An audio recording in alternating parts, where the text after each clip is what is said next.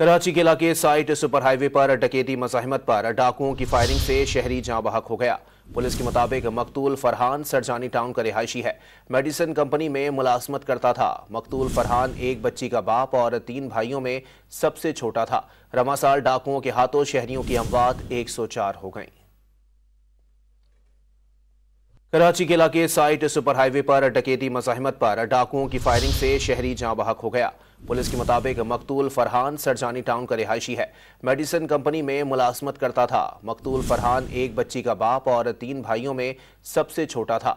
रमा साल डाकुओं के हाथों शहरियों की अमवात 104 हो गई।